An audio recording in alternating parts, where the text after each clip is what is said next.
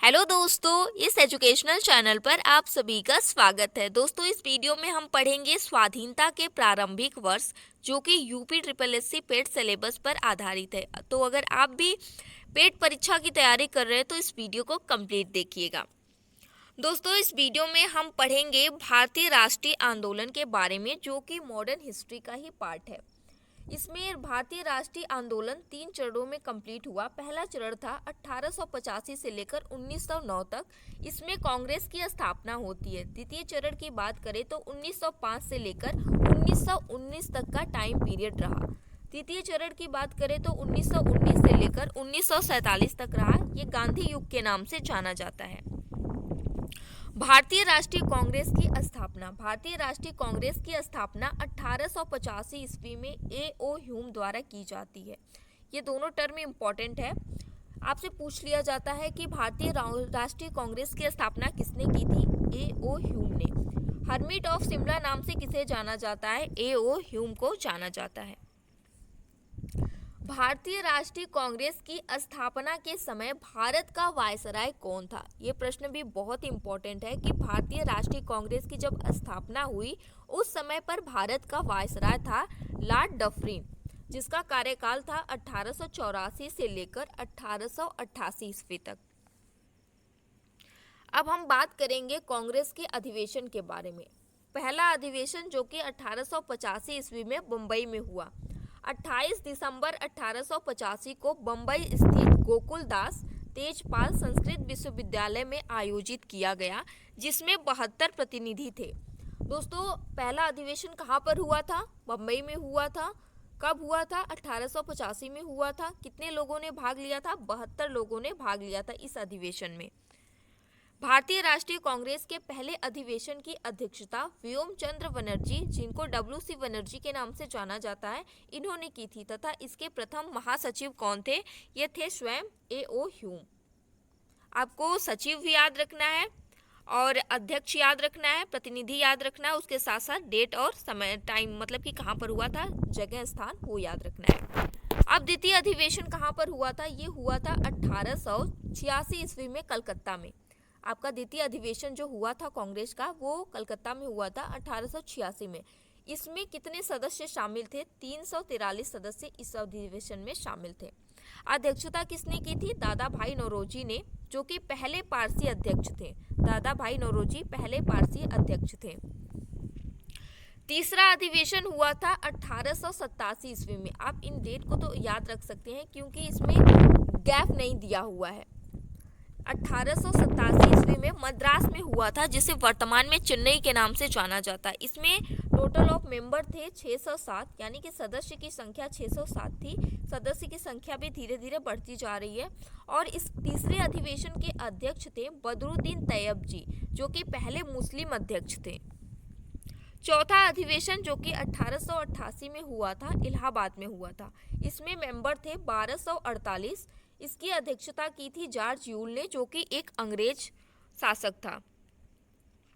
कांग्रेस के लिए कुछ कथन की बात करें तो लॉर्ड डफरिन ने कांग्रेस को यह कहकर मजाक उड़ाया था कि यह सूक्ष्मदर्शी अल्पसंख्यकों की संस्था है। लॉर्ड डफरिन ने क्या कहा था कांग्रेस के लिए? कि यह सूक्ष्मदर्शी अल्पसंख्यकों की संस्था है। दूसरा कथन है, मेढक की तरह टरटराने से कुछ नहीं होगा। कांग्रेस के लिए यह कथन किसने कहा? बाल गंगाधर तिलक ने। अगला कथन है, कांग्रेस के सभी लोग पदों के भूखे हैं। किसने कहा था? बंकिम चंद्र चटर्जी ने। 1900 ईस्वी में कर्जन ने क्या कहा था कांग्रेस के बारे में? कर्जन ने कहा था, कांग्रेस अब लड़खड़ा रही है और जल्द ही गिरने वाली है। मेरा सबसे बड़ा मकसद यही है कि मेरे भारत प्रवास के दौरान ही इस पार्टी का अंत हो जाए। ये किसने कहा था? कर्जन ने कहा था, लॉर्ड कर्जन ने कहा था। ये इसके 2 चरण थे। उदारवादी चरण जो कि 1885 से लेकर 1905 तक था। दूसरा था उग्रवादी चरण जो कि 1905 से लेकर 1919 तक था। दोस्तों, अब हम कुछ वन लाइनर प्रश्नों को देखेंगे जो कि डायरेक्ट आपके परीक्षा में एज इट इज पूछ लिए जाते हैं। भारतीय राष्ट्रीय कांग्रेस का प्रथम निर्वाचित यूरोपीय सदस्य कौन था? यूरोपीय अध्यक्ष था जॉर्ज यूले। जॉर्ज यूले जो था वो चौथी जो आपका भारतीय इसका कांग्रेस का अधिवेशन हुआ, जो कांग्रेस का अधिवेशन हुआ था चौथा, उसमें ये अध्यक्ष था। भारतीय राष्ट्रीय कांग्रेस का प्रथम निर्वाचित यूरोपीय अध्यक्ष था जॉर्ज यूले। अगला प्रश्न है, कांग्रेस के लिए समर्थन प्राप्त करने के उद्देश्य से जुलाई 1889 ईस्वी में लंदन में विलियम डिग्गी की अध्यक्षता में ब्रिटिश कमेटी ऑफ इंडिया की स्थापना की गई। प्रश्न आपसे ऐसे पूछेगा कि ब्रिटिश कमेटी ऑफ इंडिया की स्थापना किसकी अध्यक्षता में की गई? विलियम डिग्गी की स्थापना में कब की गई? 1889 ईस्वी में। कहाँ पर? लंदन में। अगला प्रश्न है, भारतीय राष्ट्रीय कांग्रेस तथा मुस्लिम लीग दोनों ने वर्ष 1916 में लखनऊ में अधिवेशन किया। यानी कि आपसे क्वेश्चन ऐसे पूछा जाएगा कि भारतीय राष्ट्रीय कांग्रेस तथा मुस्लिम लीग ने दोनों ने मिलकर कहां पर अधिवेशन किया, कब किया? लखनऊ में किया था। कब किया था? 1916 में। अगला प्रश्न है, कांग्रेस तथा मुस्लिम लीग के बीच समझौता 1916 में हुआ था, जो कांग्रेस लीग योजना तथा लखनऊ पैक्ट के नाम से जाना जाता है। कांग्रेस लीग योजना और लखनऊ पैक्ट के नाम से किसे जाना जाता है? कांग्रेस तथा मुस्लिम लीग दोनों के बीच में जो समझौता हुआ था। अगला है, कांग्रेस के लखनऊ अधिवेशन की अध्यक्षता किसने की थी? अंबिका चरण मजमूदार ने की थी। भारतीय राष्ट्रीय कांग्रेस के लखनऊ अधिवेशन 1916 में बाल गंगाधर तिलक ने क्या कहा था? भारतीय राष्ट्रीय कांग्रेस के लखनऊ अधिवेशन जो कि 1916 में हुआ था, इसमें बाल गंगाधर तिलक ने एक नारा दिया था, स्वराज मेरा जन्मसिद्ध अधिकार है और इसे मैं लेकर रहूंगा। स्वराज मेरा जन्मसिद्ध अधिकार है और मैं इसे लेकर रहूंगा। भारत की स्वतंत्रता प्राप्ति के बाद महात्मा गांधी ने भारतीय राष्ट्रीय कांग्रेस को समाप्त करने का सुझाव दिया था। प्रश्न आपसे ऐसे पूछा जाएगा कि भारतीय राष्ट्रीय कांग्रेस जब स्वतंत्रता प्राप्ति के बाद किसने सुझाव दिया था कि कांग्रेस को समाप्त कर देना चाहिए? महात्मा गांधी ने यह सुझाव दिया था।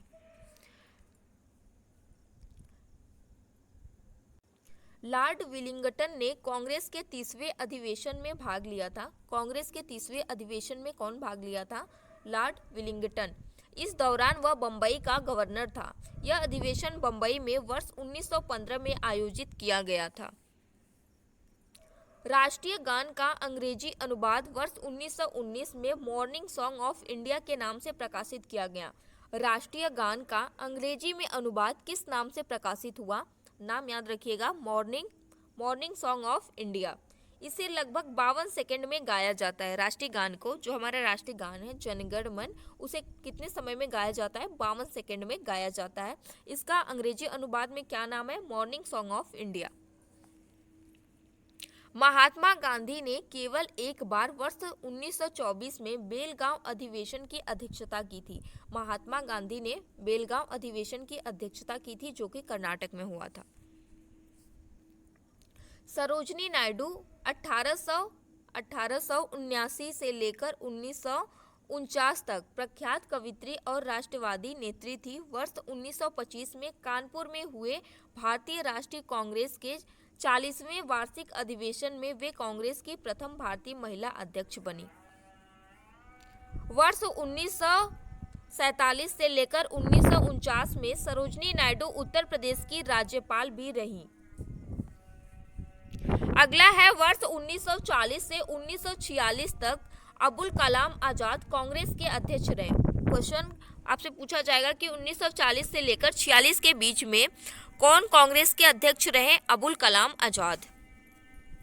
अगला है, बाल गंगाधर तिलक ने अंतरिम रूप से भारतीय राष्ट्रीय कांग्रेस के अमृतसर अधिवेशन में 1919 में भाग लिया था। अगला है, 1907 में कांग्रेस के सूरत अधिवेशन में कांग्रेस नरमपंथी तथा गरमपंथी यानी कि नरम दल और गरम दल दो अलग अलग गुटों में विभक्त हो गया था 1907 ईस्वी में। कांग्रेस के नरम दल के प्रमुख नेता थे गोपाल कृष्ण गोखले, फिरोज शाह मेहता एवं दादा भाई नौरोजी।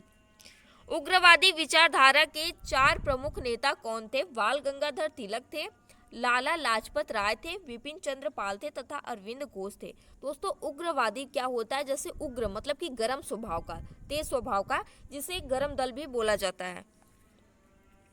तिलक ने क्या कहा था? दोस्तों, बाल गंगाधर तिलक ने कहा था, हमारा उद्देश्य आत्मनिर्भरता है, भिक्षावृत्ति नहीं। ये कांग्रेस के लिए कहा था। लाला लाजपत राय, बाल गंगाधर तिलक तथा बिपिन चंद्र पाल को लाल बाल पाल के नाम से जाना जाता है। ये प्रश्न कई बार पूछा गया है कि लाल बाल पाल के नाम से किसे जाना जाता है। लाल का मतलब है लाला लाजपत राय, बाल का मतलब है बाल गंगाधर तिलक तथा पाल का मतलब है बिपिन चंद्र पाल। लाला लाजपत राय ने इटली के क्रांतिकारी लाला लाजपत राय ने इटली के क्रांतिकारी जो कि राष्ट्रपिता थे, जिनका नाम था मैजिनी, के जीवन वृत्त को पढ़ने के बाद उन्हें अपना राजनीतिक गुरु बना लिया। लाला लाजपत राय ने इटली के एक क्रांतिकारी जिनका जीवन वृत्त मतलब कि उनका बायोग्राफी पढ़ने के बाद जो उन्होंने आत्मकथा लिखा था उसको पढ़ने के बाद उन्हें अपना राजनीतिक गुरु बना लिया।